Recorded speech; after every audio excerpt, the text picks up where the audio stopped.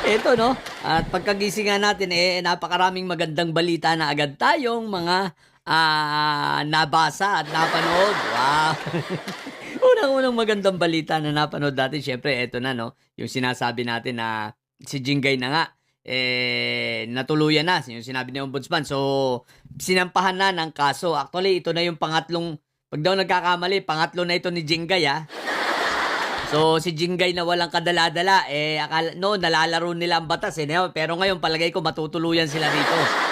Talagang tutuluyan sila rito dahil mataas na nga ang mataas na ang threshold, 'no?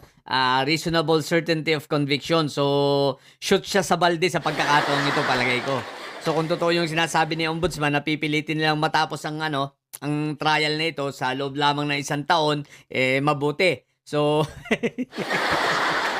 mahatulan. Pero guys, eto yun. So, ang magandang abangan natin dito ay ang mangyayari sa Lunes. Sapagkat aking paniwala kung isinampa ngayong Webes, kadalasan ang warrant lumalabas yan within 24 to 48 hours. So, di ba ka? So, kung hindi yan lalabas ng tomorrow, Friday dyan, no? Ay baka lumabas ito ng Monday, o di ba ka? So, pero tingnan natin, pwede rin hindi lumabas sa Monday. Pero kung lalabas siya ng Monday, anong maganda?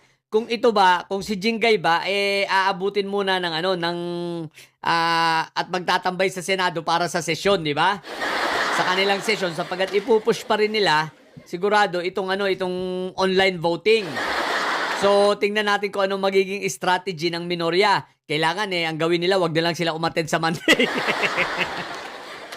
Wag na lang umattend ng session ng Monday para sa ganun wala nang quorum.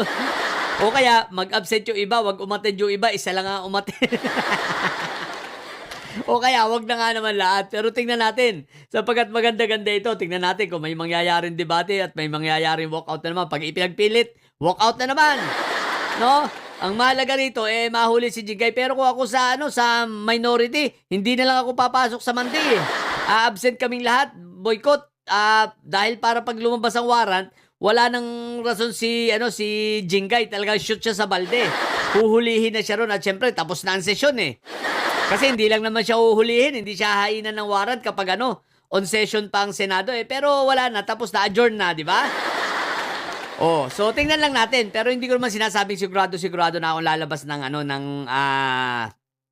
Monday yan. Kasi pero yun ang usual nangyayari sa warrant.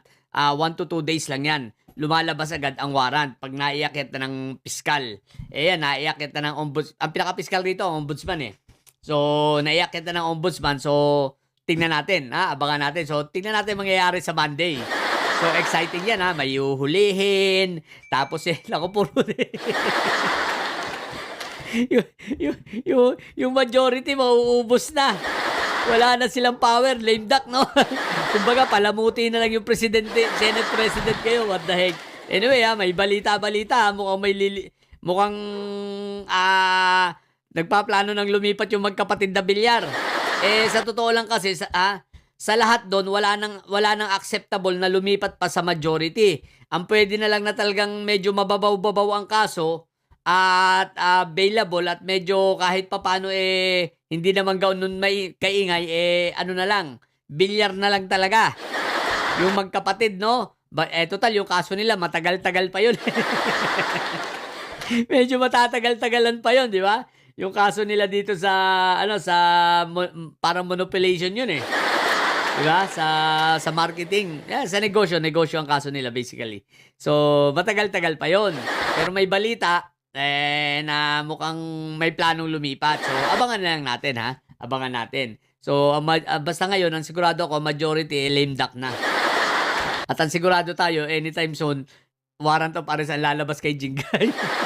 Okay, ang pangalawang good news, si Robin da Kambing Nana, sinampahan na rin ang kaso, di ba, ng DILG sa DOJ.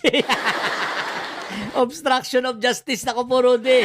So, mga criminal talaga ito no? So, si Robin naman, syempre, magdadrama-drama na naman yung mga yan. At sasabihin na naman nila, sila ay inaapi. Sabi nga ni Mangga Barena, ni isa-isa na raw sila. Tama lang yun. Isa-isahin kayo, mga king-ina nyo. Pampagulo lang kayo sa Senado, wala naman kayong pakinabang. Kaya dapat lang yan.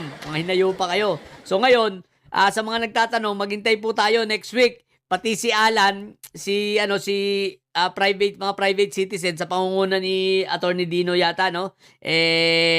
Tsaka ng Tindig Pilipinas, sasampahan ng kaso yan kasama si Madam 10K. Si Robin at si Madam 10K. So, obstruction din yan.